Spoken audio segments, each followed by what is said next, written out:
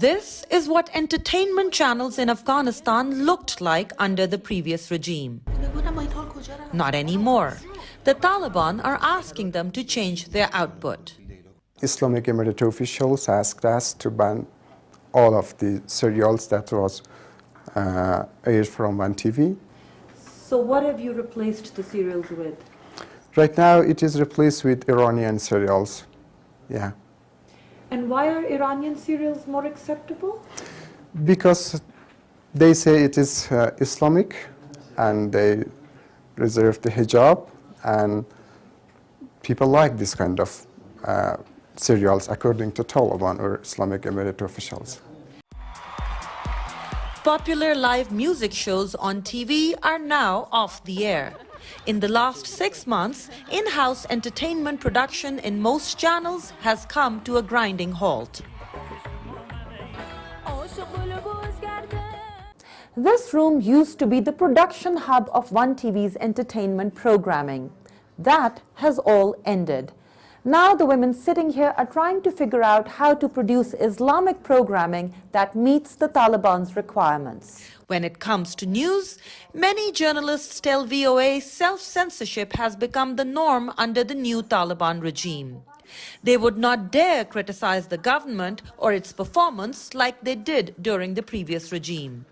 No one wanted to say it on the record out of fear. Female journalists face their own set of issues. Previously, we were allowed to go freely anywhere to report, but not anymore. For example, some ministries and offices don't allow women to come inside. The Taliban have also told female anchors on news channels to change their appearance. After the arrival of the Taliban, female journalists have to hide their hair. Previously, we covered our heads, but it was not so strict. Now we must fully change our wardrobe because they're in government. Still, the Taliban seem to be giving people time to adjust. Some Afghan radio and TV channels still air music, although far less than before. A few foreign entertainment programs featuring women without their heads covered continue to be on air. The media's troubles include a flight of both capital and talent from the country. When the Taliban took over, most of the famous entertainers and journalists left the country. Foreign funding and ad revenue dried up.